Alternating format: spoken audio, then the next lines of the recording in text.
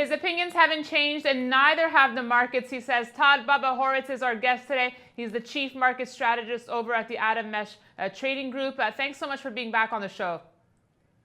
Thanks, Danielle. I'm glad to be back on with you. Absolutely. Well, Todd, you say you're still a buyer of gold in the face of all this bad news that you're seeing, and you're not the only one. Mark Faber announced that he's still buying gold.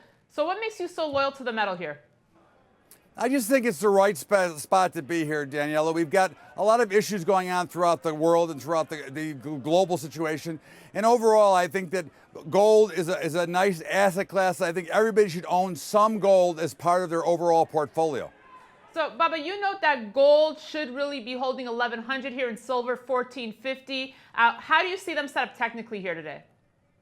I think what we're seeing here is we saw a real nice bounce off the original low of 1070, and we found levels 1100, 1140, and 1170. And 1170 looked like it might have been a little toppy, a little bit of a pullback. I think we've pulled back a little bit farther than I thought they should have, but I think 1100 will be a very nice level as an anchor spot here to get back in. I don't see too much risk to the downside, and I see a lot of opportunity to the upside. Silver, the same thing. We had a nice cover, a nice pullback, and here we are right kind of on the level at 1450 that I think we're going to see that if we're going to get some more industrial need and we're going to have some more production besides it being a precious metal, I think that demand will grow. I think we're seeing some hidden demand that really isn't out there yet. So I think this will be a great level to hold, and I look for this to also work its way higher from here.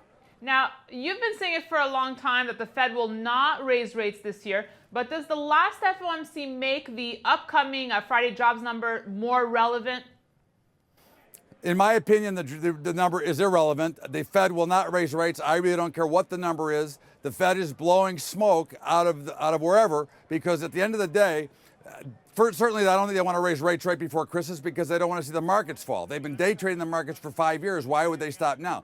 Number two, the overall economic situation is brutal, as we can see by the spiking U.S. dollar. We're already having trouble dealing with an overly strong U.S. dollar. If they raise rates, our dollar gets even stronger, and it creates more problems. We got trouble with GDP and everything else. So in my opinion, we're at least 6 to 8 months away from our interest rate rise. Well, let's wrap with the spike we're seeing in the U.S. dollar. We've also seen the euro pull back a little. So my question for you, Bubba, is could 2016 be the year that we see parity between the U.S. dollar and the euro? I do believe that is true. I have been calling for parity between the euro and the U.S. dollar for the last about 8 to 12 months. We've seen some very important levels, and the last real hold was at 104, which I believe was in last March. And I believe that next year you will see possibly, and more than likely, the euro currency will invert underneath the U.S. dollar and go back into the 90s. Probably within the next year would be a pretty logical spot. Bubba, thanks so much for joining us today.